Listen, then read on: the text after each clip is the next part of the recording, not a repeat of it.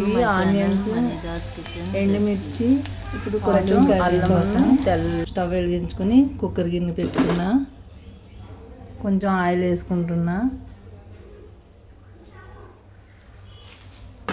ఇవి ఆనియన్స్, ఎండుమిర్చి, పచ్చిమిర్చి అన్నమాట వేసుకుంటున్నాను. ఇలాగా ఫ్రై చేసుకోవాలి. ఆవాలు వేసుకోవాలి.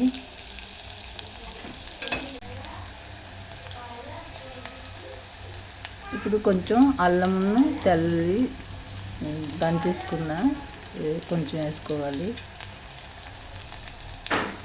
ఆలు అన్నమాట ఇలా చిన్న ముక్కలు కట్ చేసుకోవాలి.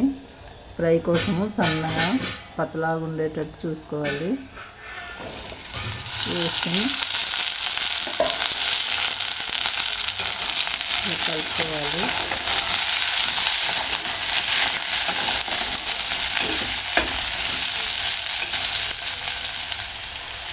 ఇలాగా చిన్న ఫ్లేమ్ మీద పెట్టుకొని ఇలా మూత పెట్టేసుకోవాలి.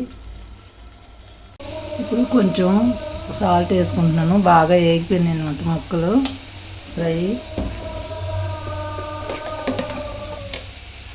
మెత్తగా ఫ్రై అయిపోయినాయి. ఇలాగంటే వెళ్ళిపోతున్నాయి చూడండి. ఇలాగంటే వెళ్ళిపోతుంది. మెత్తగా అయిపోయినాయి అన్నమాట. అలా మెత్తగా అయిపోయి ఫ్రై అవుతాయి. వాటర్ ఏమి వేసుకోవద్దు. కొంచెం కారం వేసుకుంటున్నాను. కొంచెం పసుపు వేసుకుంటున్నాను. ఇది కొంచెం గరం మసాలా అన్నమాట. కొంచెం వేసుకోవాలి, కారం ఎక్కువ అవుతుంది. కొంచెం ధనియాలు, జీలకర్ర పొడి అనమాట. ఒక 2 స్పూన్ వేసుకోవాలి టేస్టీ కోసం. కొంచెం కొత్తిమీర వేసుకుంటున్నా. ఇప్పుడు మొత్తం ఇలా కలుపుకోవాలి.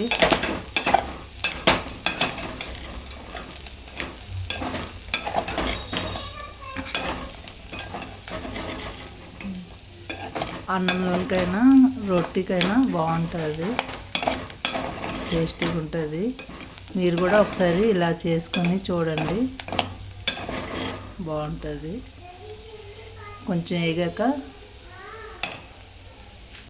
ఇప్పుడు వేగిపోయింది కదా, కొంచెం కొత్తిమీర పైన చల్లేసి అలా కలిపేసి దించేసుకోవాలన్నమాట.